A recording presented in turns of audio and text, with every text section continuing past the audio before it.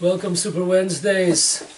We are the 25th of Tevet, winding down the difficult month of Tevet, 10th month of the year, 5779. Good year to one and all. That might raise an eyebrow or two, but the after Rebbe, he was heard once around January 1st wishing people a good year, and they thought that maybe he was mixed up and he was mistaken. They said, but you know, this New Year we don't celebrate. We're the other guys. Our New Year was 4 months ago. And then he said, no, you don't understand. Many times on Rosh Hashanah, the Jewish New Year, when God judges the Jewish people, the decision of God, of the judgment, doesn't come out too well. However, on December 31st, God looks at how the non-Jews celebrate their New Year compared to the Jewish New Year, how Jews celebrate the New Year.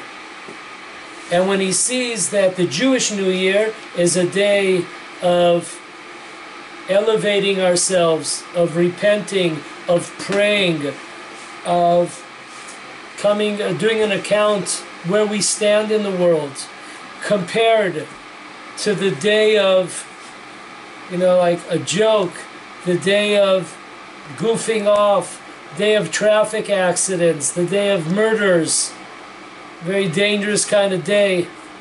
People just partying and yelling and screaming and wasting their time. When God sees these two different New Years, then on January 1st, even though on the Jewish New Year it was decreed that the Jews would not have a good year, come January 1st, when God sees how the Gentiles celebrate the New Year, it becomes a good year for the Jewish people.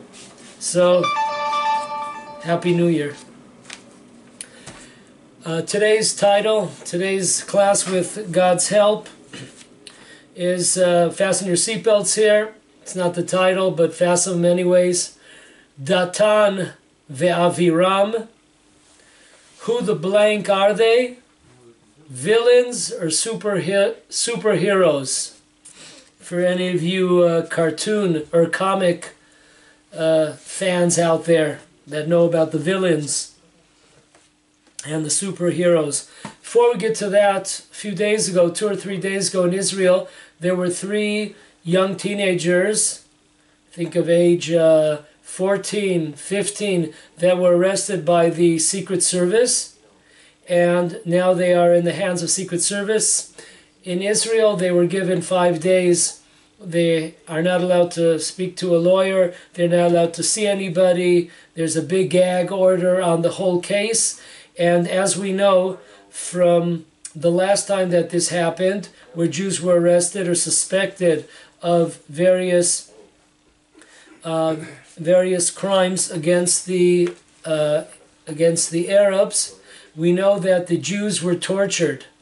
These Jewish kids were tortured in an awful, terrible way. We're not going to get into the gory details. We don't want to have you throwing up here on the show. But I just want to say this on this subject. First of all, our blessings here. Everyone that's out there watching this, say a few prayers that these boys be released unharmed, physically and psychological. Because when you're in the hands of these wicked people, with the Secret Service, the Jewish division of the Secret Service, when you're in their wicked hands, and we're dealing with young kids, 13, 14, 15 years old. Many times they are physically and also psychologically damaged for life. So this is something that's very worrisome, something that's very frightening. So say some prayers for these boys that they come out unharmed. But I must say two statements on this. Many times when we think of Jews, we know that the Talmud tells us in the tractate of Beitzah, page 32, it says that the Jewish people have 3 signs. One of them is that they are merciful. So sometimes we see Jews that are not merciful at all, that are very cruel people, very wicked people, cruel people. That's a whole class in itself. How could that be? Are they Jewish? Or are they from the multitudes? That's from a different time with God's help. But let's just put it this way. These people that we're dealing here, from the Secret Service, they're extremely, when it comes to Jews, they're extremely dangerous, they're extremely wicked, and they're very, very cruel. And I always admire, quote unquote, brave souls who are brave against little kids, against teenagers. They are who are unable to defend themselves and are unable to see or to hear any judicial advice. I always am amazed at these tremendous bullies who are bullies only when it comes to people that are weak. When it comes to the Jewish people, many, many times we see here in the land of Israel how the government sends their watchdogs, either the army or the police, in order to uproot Jews and destroy Jewish communities and Jewish cities. But on the other hand, we saw 2 months ago in a Bedouin community where the government backed down, where they're real, strong. They're really courageous and brave people when it comes to fight against the Jews.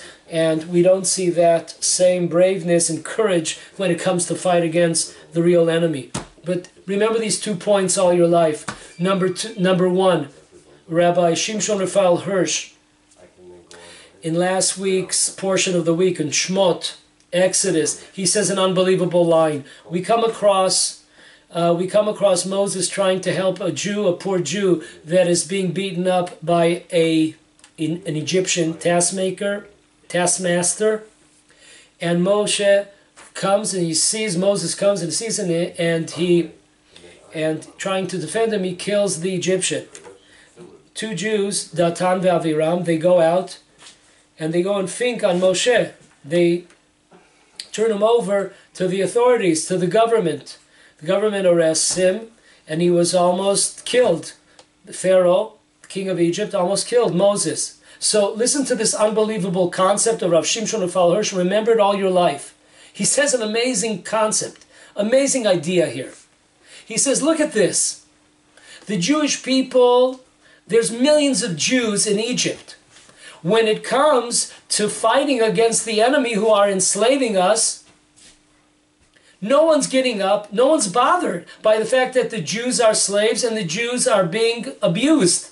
No one stands up and defends. But when one little Jew gets up and defends a Jew from the hands of a taskmaster who's beating up a fellow Jew, they don't have any problem. All of a sudden they become activists. All of a sudden they wake up, hey, we're up here. And they go to the government and turn over Moses to the authorities. That's an amazing, disgusting, sick, exile mode concept that we see sometimes, unfortunately, with Jews. That when it comes to the enemy, they're nowhere to be found.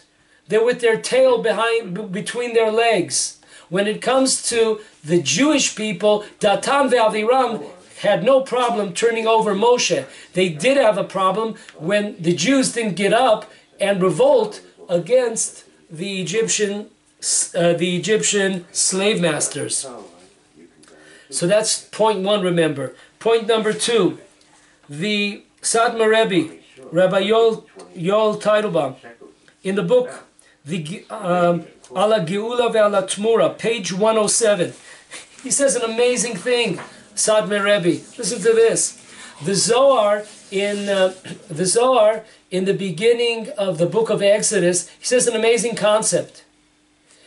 He says the following, that in the times of the Messiah, that there will be Jews that will join forces with the enemies, with the nations of the world that have come to fight against the Jewish people. There will be Jews that will join forces with them. And then he brings down, this is the Zohar Kadosh. The Satmar Rebbe brings down that, he brings down a famous Rebbe who had trouble understanding this concept. How could it be that Jews will join forces with the nations of the world to fight against the Messiah and the Jewish people? How could that be? Rav Teitelbaum calls him out. He says, time out on the court over here. What in the world? What's the big deal? You don't remember the story? This is the words of the Satmar Rebbe. You don't remember the story of the Jewish people fighting against the Greeks? Who was the number one enemy? When it came to the story of Hanukkah, who were the number one enemies facing the Maccabees? The number one enemy was not the Greek people, not the Greek population. It was the Hellenists. That was the number one fight. That was the major fight. You don't remember that one? You forgot about that? And then he says throughout the ages we have seen that the Jews have joined forces to fight against their own people. So this should not be something that is unusual or surprising or amazing, or it can't be. It can be, and it is. It was, it is, and it will be. So those are two important ideas. Remember, Rav Shimshon Raphael Hirsch and also the Satmar Rebbe, they tell us that unfortunately, many, many times, the worst anti-Semites are the Jewish anti-Semites. And remember those boys that are being investigated for the next coming days. With God's help, they will be out in a day or two. Okay, now back to our subject here. Rolling here. Who the blank are Datan and Aviram? Superheroes or villains? Okay, let's look first. Our first step is to look at the rap sheet. Okay, the rap sheet. Now this is not a musical take. The rap sheet is, in my days, it was a person's record. How many times, what has he done in the past? Let's see his record. So let's look at the record, the rap sheet on Datan and Aviram. It don't look so good. It doesn't look so good. Number one, first time that we meet up with them, Datan and Aviram, they see Moses, defending a Jew that's being beat up. Moses comes to the rescue, bam, ba, bam, bam, ba, bam, ba, bam, and thank God, he blows away the Egyptian. As we say, another one bites the dust. So no extra charge for that, another one bites the dust. And Datan and Aviram, no less, they go to the authorities and they turn over Moshe. Moshe's arrested, and by a miracle actually happened to him. He was able to free himself and run away. He was forced to leave his family, his friends, for 60 years. That's a pretty big responsibility on the hands of Datan and Aviram. That was number one. The second time we meet up with them, they are on the banks of the Red Sea, and they see that in the back of them are the Egyptians, in front of them is the water, and there's no way out here. And they begin to instigate the Jewish people against Moses. They begin to instigate. What are we doing here? Let's go back to Egypt. Okay, welcome. Another strike for Datan and Aviram. Number three. We see, in a couple of weeks, we will see in the portion of Bishalach that God, via Moses, gives a commandment to the Jewish people that you are not allowed to leave any of the manna bread over. You have to finish it that day. The whole idea of the manna bread was in order to instill within the Jewish people tremendous faith in God. So therefore, one of the tests was most times people, they want to put things on the side. You know, you want to buy a lot of food, keep it on the side, put it into storage. So there's a certain inclination people have that when you have something, you want to store it up. So there was a special test here when it came to the manna bread that you had to finish whatever you received that day. Your portion, you would have to finish it. You were not allowed to leave anything over in order to strengthen our faith and belief in God. So Noah, you got it. You guessed it right. Who left it over? Who kept it to themselves? Kept it for the second day? Datan and Aviram. They went out, and when they gathered in that manna bread, they did not finish it off that day. They kept it for the next day. So that's strike number 3. Number 4, we see when the spies are sent, the 12 spies are sent to check out the land of Israel, to see what the situation is. When they come back and they tell about the tremendous strength of the nations that live, the 7 nations that are living in the land of Israel that are so strong and they're a major force to contend with, the Jewish people become frightened. And who was leading the charge to go back to Egypt? Welcome, Datan and Aviram. Let's go back to Egypt. They were once again instigating against Moses. Last but not least, strike number 5, last but not least, we have the dispute, the famous dispute between Moshe and Aaron on one hand, and of course the people with Korach, who were the major backers of this dispute. The major backers were, of course, once again, Datan and Aviram. So, folks, I know that you're out at 3 strikes and you're out, but here they got 5 strikes. It seems like an open and shut case. We can go home. Now, why did we bring this up? What is the question at all? Who are they? We know who they are. In fact, the sages tell us an amazing thing. If you see anything going wrong, who do you blame? Right? You know, like in every person's house, I don't know if this ever happened to you, maybe you were the person, but you know, usually parents have a kid that they always put the blame on. If they're not sure who broke something, they'll put the blame on Joe.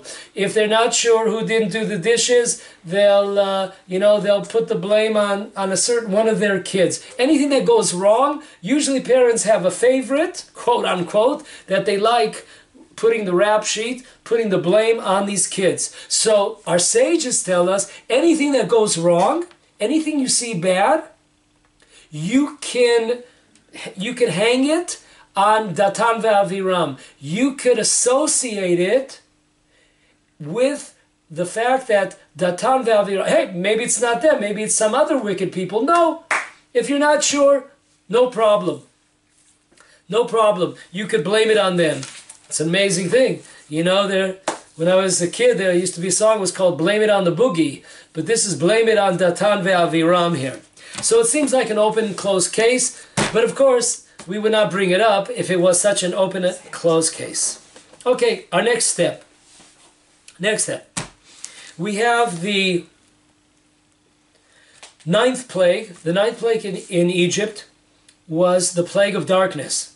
And this was a very interesting plague.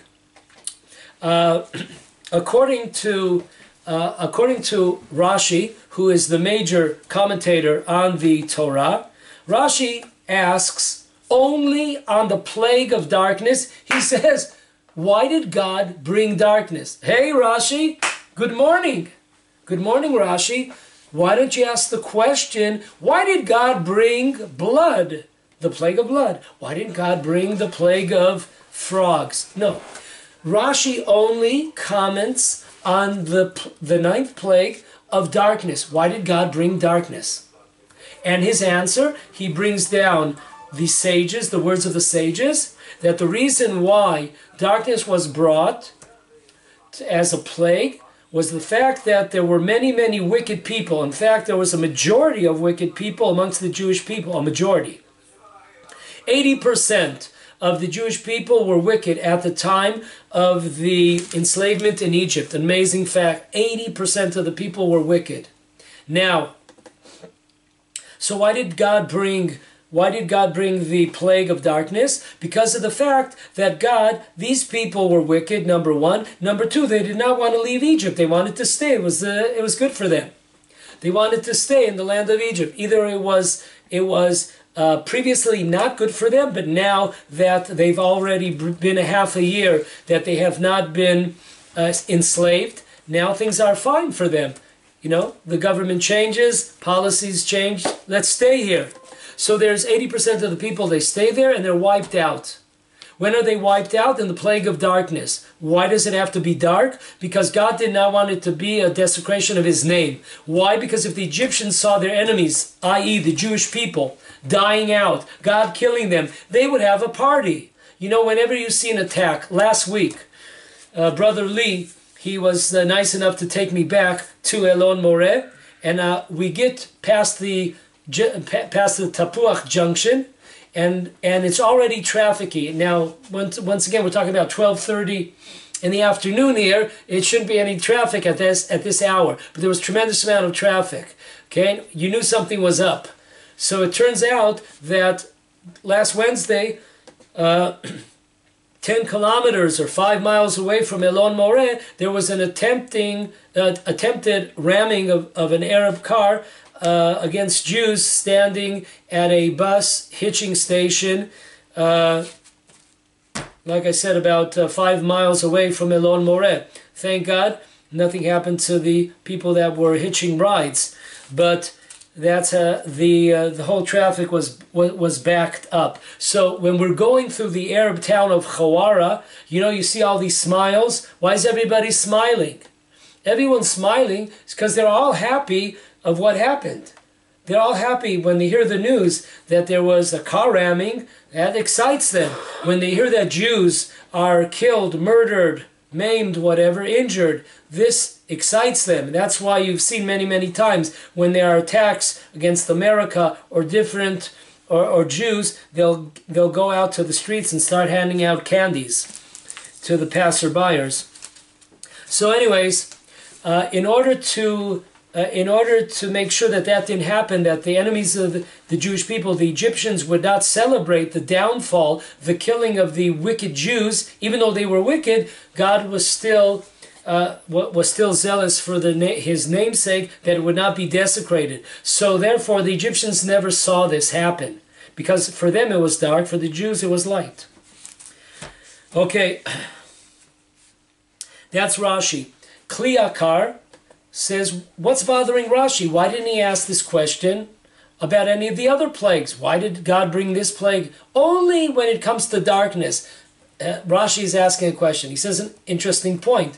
Kli Yakar brings down that every single plague, there was an opportunity. The Egyptians or the government had an opportunity to repent. They had an opportunity to come to Moses at any time during the plague and say, listen, time out, we've learned our lessons, we're going to let the Jewish people go.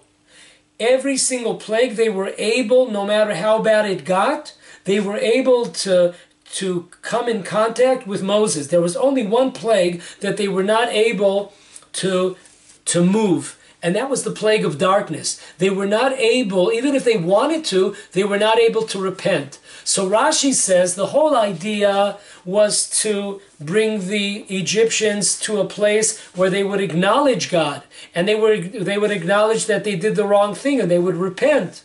So every time, all the 9 plagues, they always had an opportunity. We see almost every plague that the Egyptians or Pharaoh are coming to the Moses and Aaron and saying, listen, time out, we've learned our lesson, even though they lie, even though, after a couple of days they go back to their own tricks.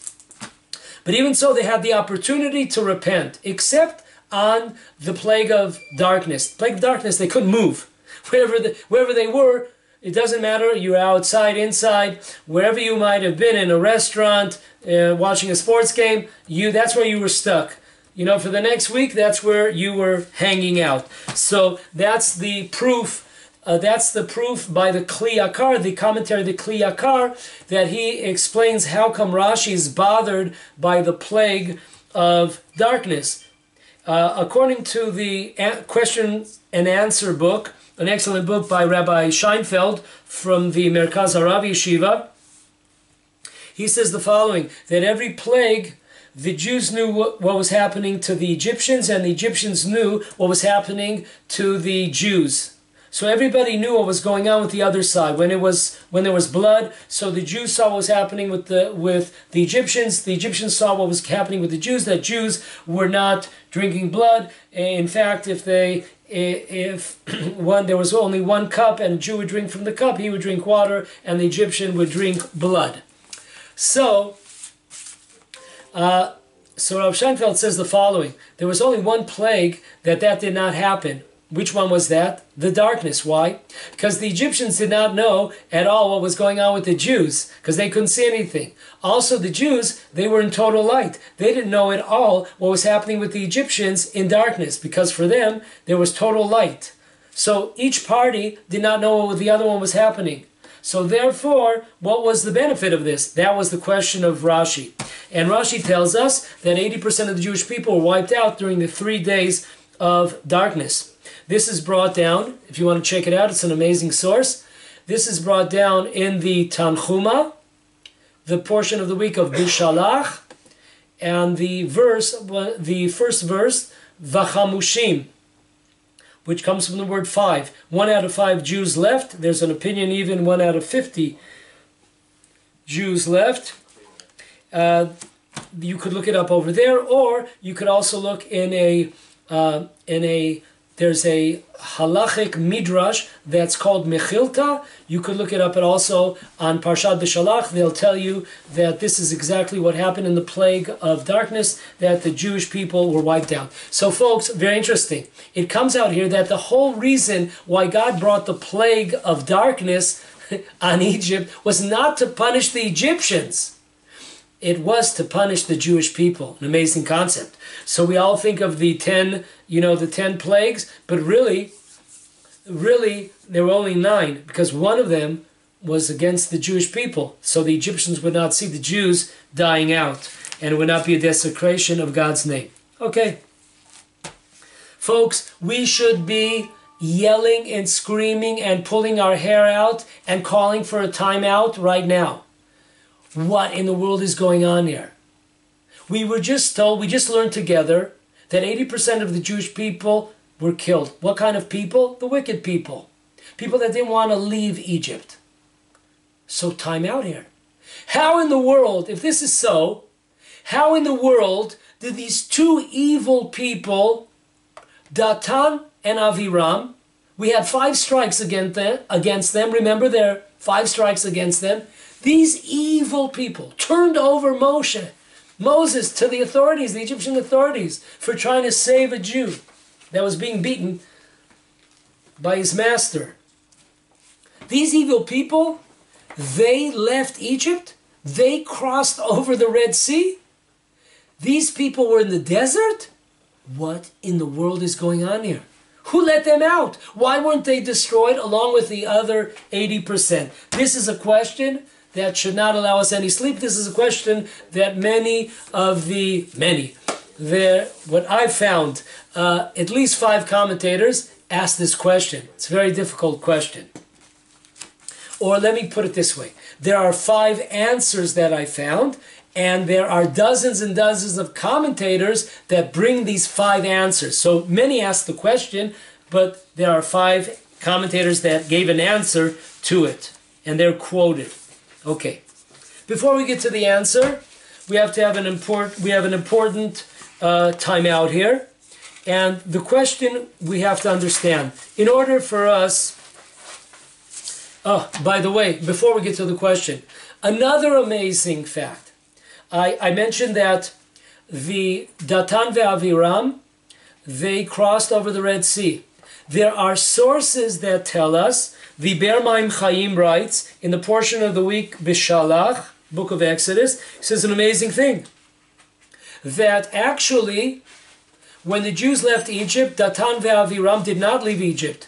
They were advisors of Pharaoh. They were advising Pharaoh how to how to defeat the Jewish people.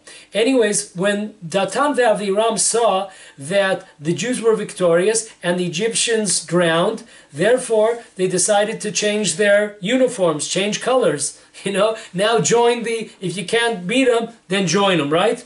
So they go, and now the Jewish people are on the opposite side. So what's going on now? How are they going to get past the sea? So it's unbelievable. The Be'er Maim Chaim brings down, a student of the Baal Shem Tov, he brings down that God split the sea 2 times. One for the entire Jewish people and one for Datan ve'Aviram.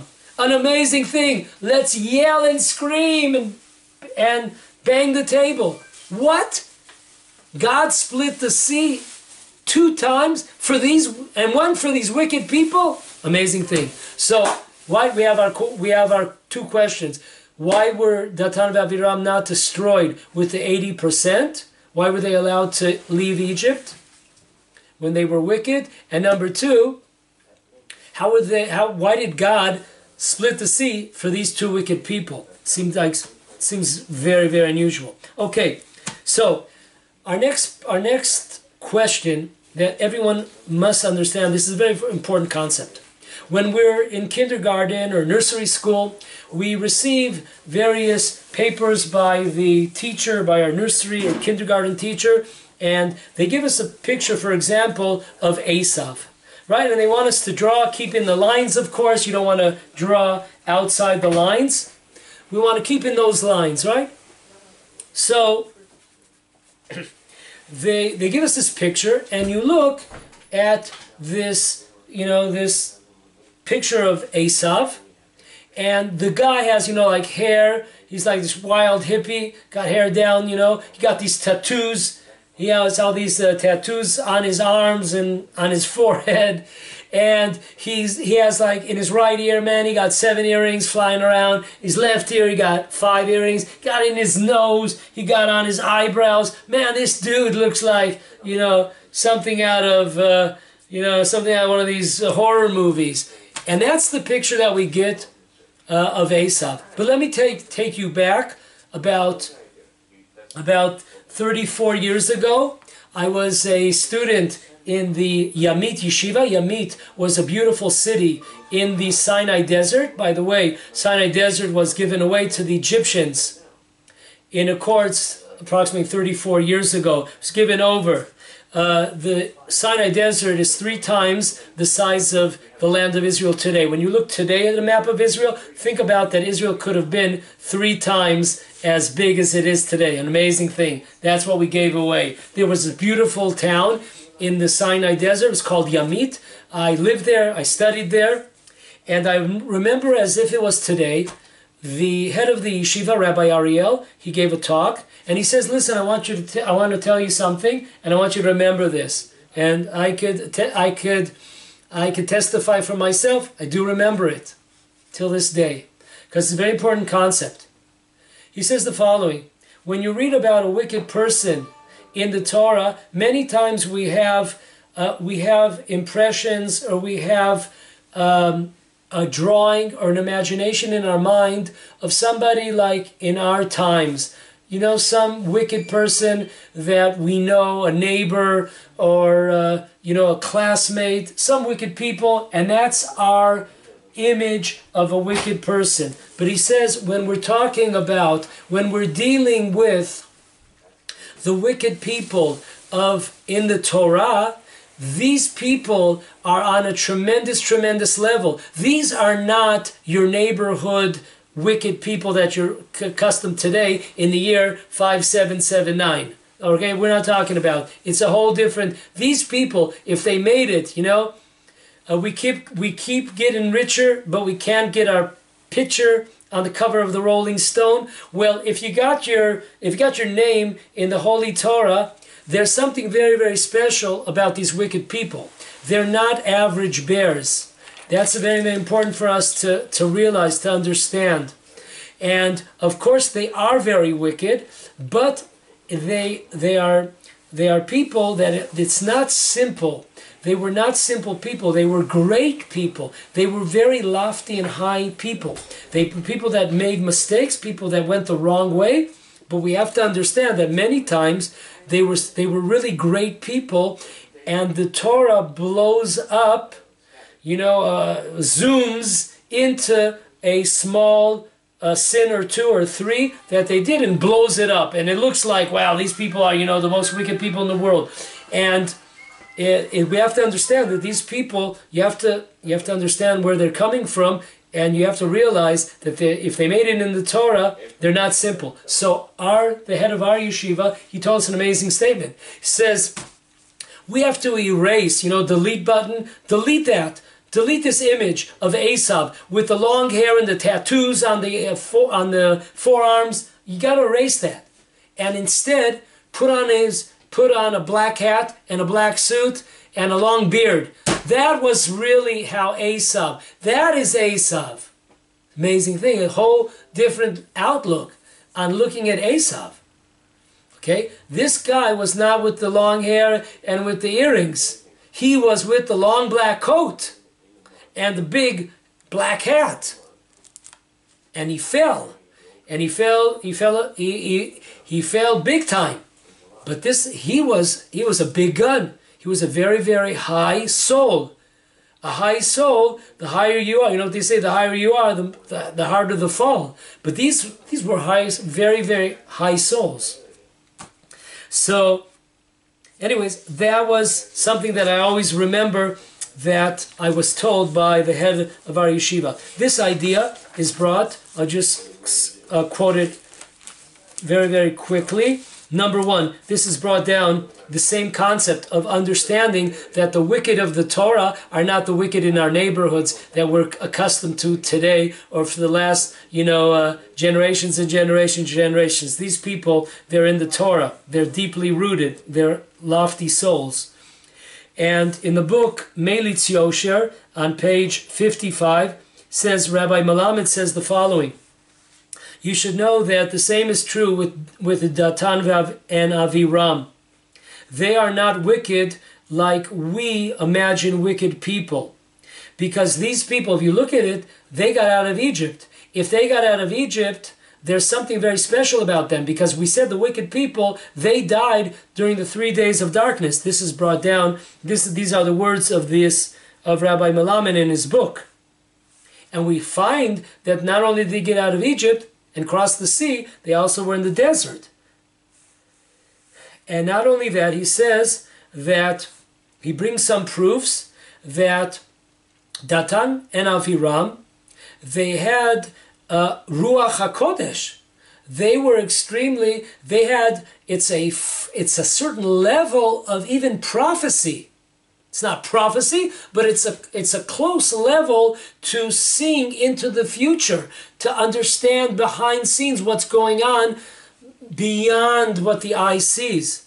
That's who they were. That's who they were. And he brings down proofs to that. So don't think, he says, that these are wicked people that we're accustomed to dealing or seeing with in our times. That was the Melitz. The Gerer Rebbe, in his book, Imre Emet on the Torah, on the portion of Exodus, Shmot, he says the following, that you should know that Datan and Aviram were very, very high and precious souls. And he brings also himself, he brings that they had a tremendous, almost prophetic understanding and vision. They were high, lofty souls. So take it from the Gerer Rebbe. Last but not least,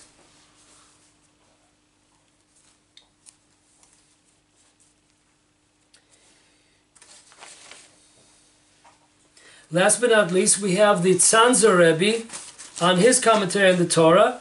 He says, when we think of Datan and Aviram, most of the time we think these guys had some kind of joking-looking hat, a funny, clown costume on. They were a bunch of clowns, a bunch of idiots. Not so at all, he says. They were tremendous people. In fact, it says, there's an amazing a statement by our sages. It's brought down in Midrash Shochar Tov on page 310, it says that the Jewish people wanted to appoint Datan and Aviram instead of Moses and Aaron.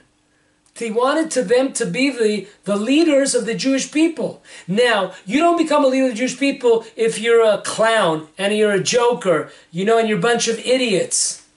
Doesn't work like that. So our sages are telling us an amazing thing. The Jewish people wanted to appoint these two guys instead of impeaching Moses and Aaron. Amazing thing. Okay. So, how in the world, how should we understand, how should we look at these two evil people, Datan and Aviram? They did terrible things. They did terrible things. And even so, we understand now, okay, they were wicked. But it's not simple. They're not the wicked of today. They're not idiots. They were tremendously holy and high souls that made mistakes, big time. But let's try to see what good did they have? Why were they saved? Why didn't God kill them with the 80% in the plague of the darkness? So number one, let's roll it. Number one, we have the Rosh.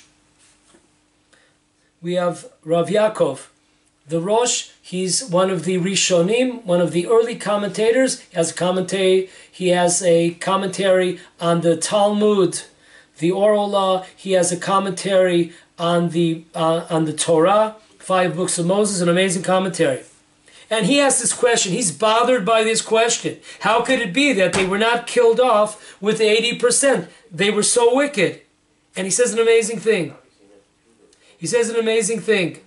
The reason why they were saved, even though they were wicked, they never despaired that the Jewish people would be redeemed. They believed in the redemption of the Jewish people. And even though they were wicked, they believed in redemption. They believed that there would come a day that the Jewish people would be redeemed.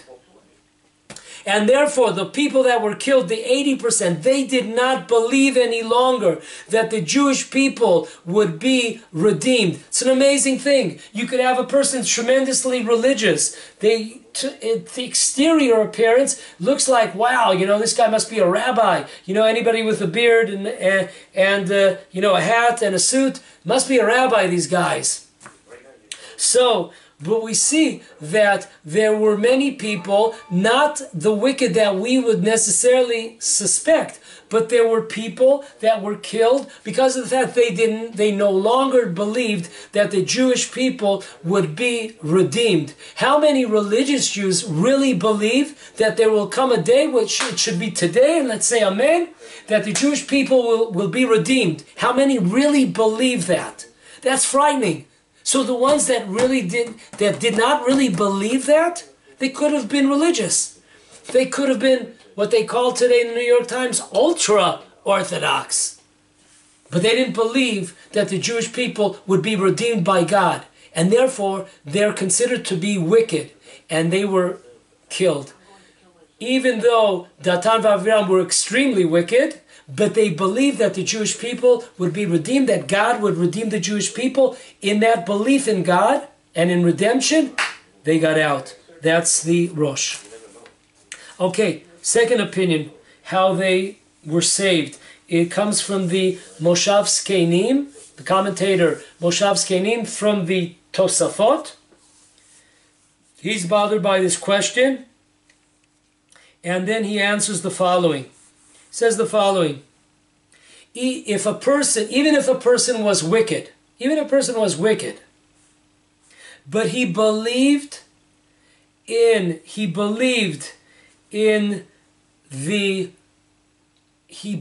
that God was able, he believed in the ability of God to sustain the Jewish people even in the desert or a desolate place, and he wanted to leave Egypt. So there are two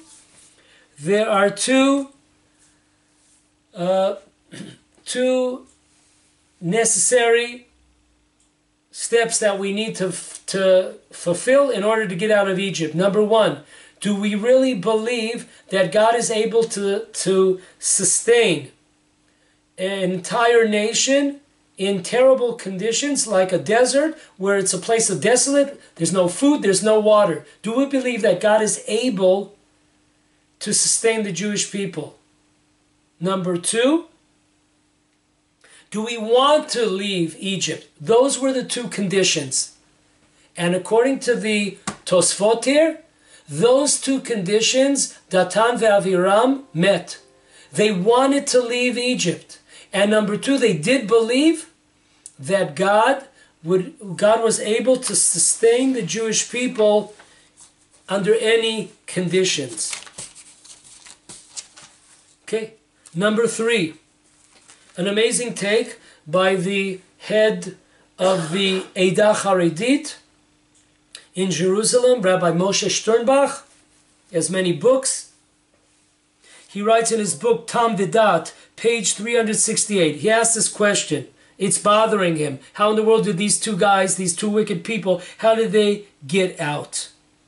And he says the following. He says, in order to get out of Egypt, there were certain conditions. Conditions were the following. Number one, you had to believe that God was able to take the Jewish people out of Egypt and bring them into the land of Israel. And not only bring them into the land of Israel, but to conquer, to assist the Jewish people in conquering the land of Israel, and wanted to leave. So those are the three conditions. Number one, you have to believe in the ability of God to take the Jewish people out of Egypt into the land of Israel.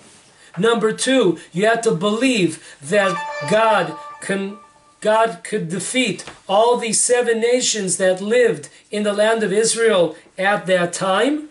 God will defeat them and can defeat them. And you have to be willing to, you want to leave Egypt. You don't want to stay back there. Those 3 conditions. Now, this is an amazing thing. Listen to what he says.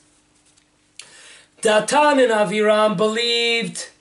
Datan and Aviram believed in all these concepts. They believed that God was able to, they wanted to leave Egypt. Number 2, they believed in the ability that God was able to take a nation out of Egypt into the land of Israel. They believed in the ability of God to defeat all the enemies of the Jewish people, the 7 nations in the land of Israel. So what's the problem here? Sounds good. So why were they so wicked? You know why? Amazing thing. Listen to what he says. This totally turns the whole outlook on Datan and Aviram around 360 degrees, just like, whoom! Listen to this. What was the problem that Datan and Aviram had with Moshe? What was the problem? Problem was that they did not believe that Moses was really sent to bring the Jewish people out of Egypt. And you know why? It's an amazing thing. Because according to all calculations, this is brought down in hundreds of books.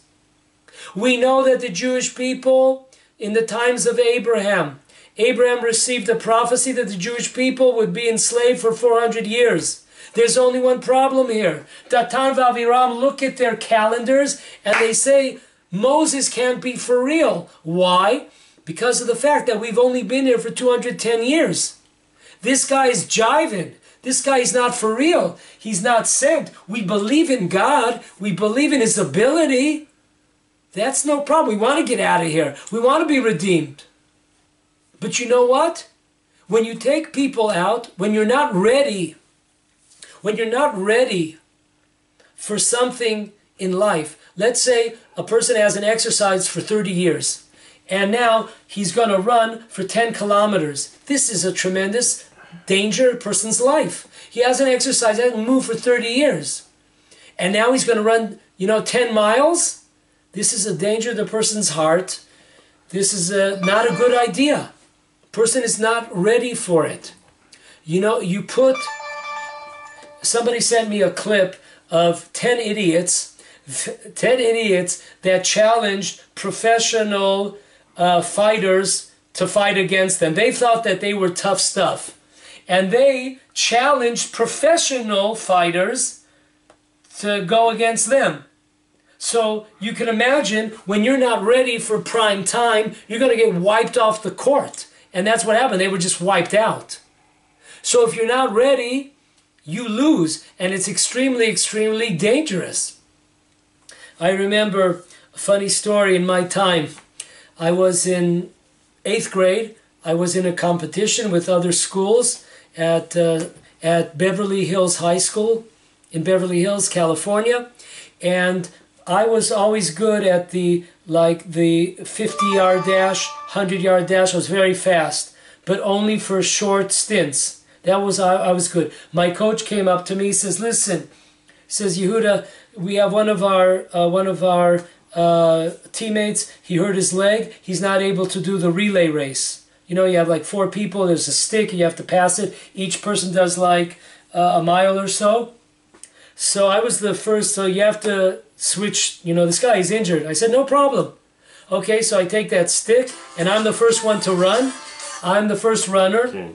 I get out there, and I start my like 50-yard dash, and I'm laughing to myself. I'm thinking, look at this. Nobody is anywhere near me. Man, these guys are a bunch of fools. I am so cool. Yeah, but there's only one problem, Brother Yehuda, because you got another mile or 2 to go here. You know, you're good for 50 yards. You're good for 100 yards. But then, I ran out of gas, and we came in last place. So when you're not ready, when you're not in shape, when you're not ready for something, it's bad news.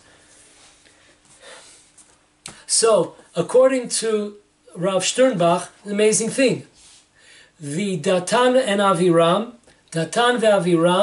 they believed in redemption. They believed in the ability of God to destroy the enemies of the Jewish people and to bring us out. They said it's only been 210 years. In fact, an amazing thing. If you look at what happened to the tribe of Ephraim, they left early. And what happened? They left 30 years early. What happened? They were destroyed.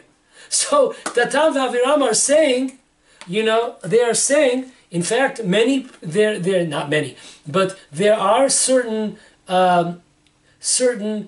Jews, certain Hasidic groups that believe, that claim that today it's the same story, that the Jewish people left the exile too early and were not allowed to come to the land of Israel.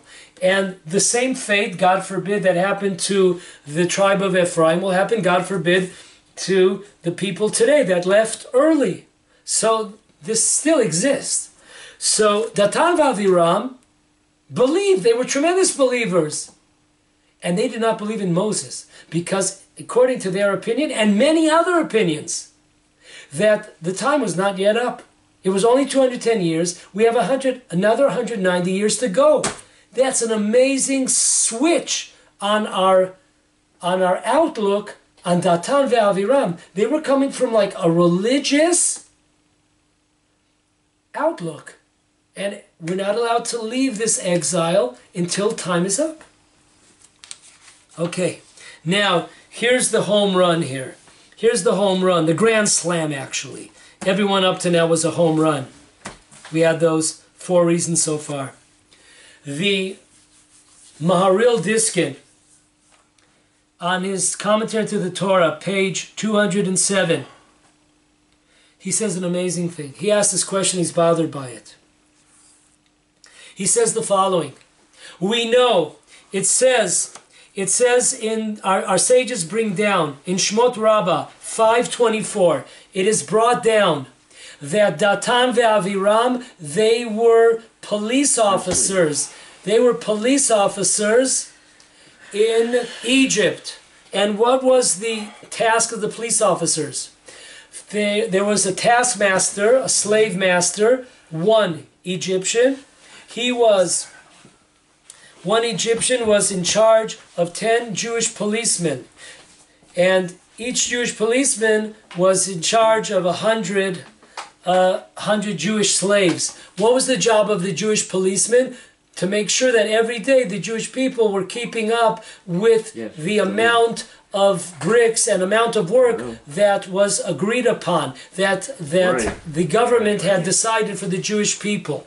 So that was their job. And if the Jewish people were not doing the job, they would be beaten. They would be beaten. So what happened? These tremendous, righteous police officers, tremendous, I wish we had such police officers today. There are not many left. But these righteous police officers in Egypt, they, instead of turning over Jews, okay, and receiving the Jews having been punished, for having the Jews take the punishment, they decided to take the rap. They took the blows, and they said, listen, we're not giving over any names. Oh, you're not giving over any names, people that did not work like they should supposed to, then you're going to get the whip. And they took the whip. These tremendous people, tremendous heroes of the Jewish people. Two of these heroes were Datan and Aviram. Two of these heroes were Datan and Aviram. So Rav Diskin says an amazing line. He says an amazing line.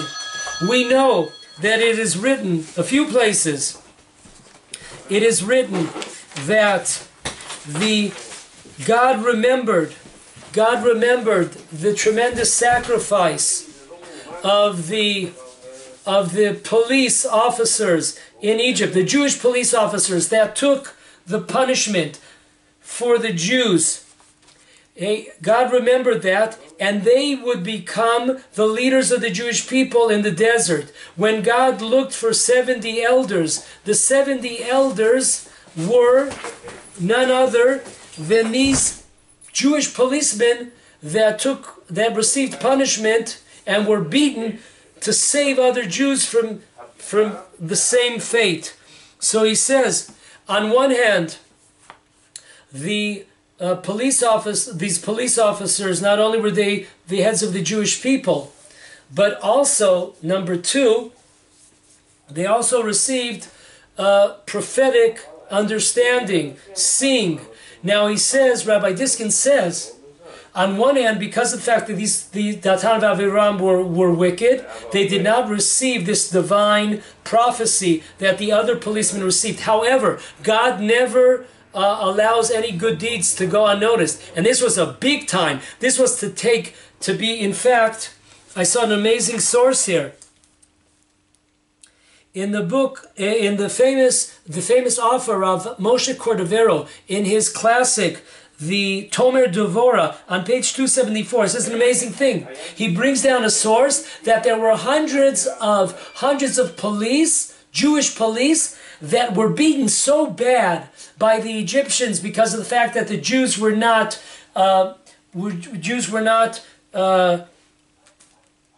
able to keep up with the amounts that the Egyptians had decided. They weren't able to keep up with this. So they were beaten so badly that there were hundreds of Jewish police officers that were killed, that died at the hands of these evil Egyptian slave masters beating them. An amazing thing. So, I mean, people died. So Datan and Aviram, how wicked they are, that is true. But they sacrificed themselves for the Jewish people. They took a beating instead of the Jewish people. God never forgot that. And that's why they merited in God splitting the sea just for them, just for these two guys, because of the fact that they were willing to take a beating instead of the Jewish people. God always remembered that. Therefore, they got out of Egypt, even though they were wicked. They got out of Egypt with the 20% of the righteous, even though they were not righteous except for this point.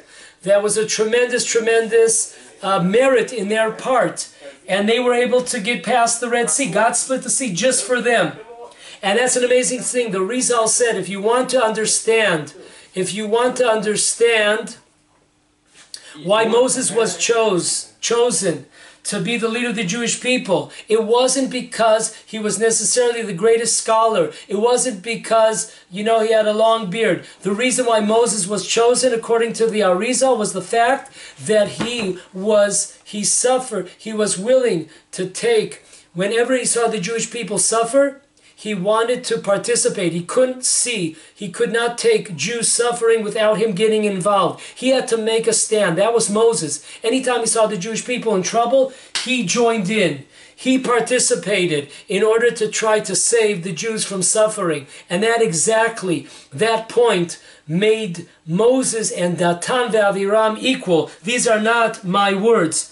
These are the words, the equality of the two. The equilibrium of the two. This is brought down by the student of the Ramchal, Rav Moshe David Vali, in his commentary on Shmot, page 75. He says that on this level of sacrifice for the Jewish people, to receive punishment, take punishment, and endanger yourself for the Jewish people, Moses endangered his future. Moses had to run away for 60 years.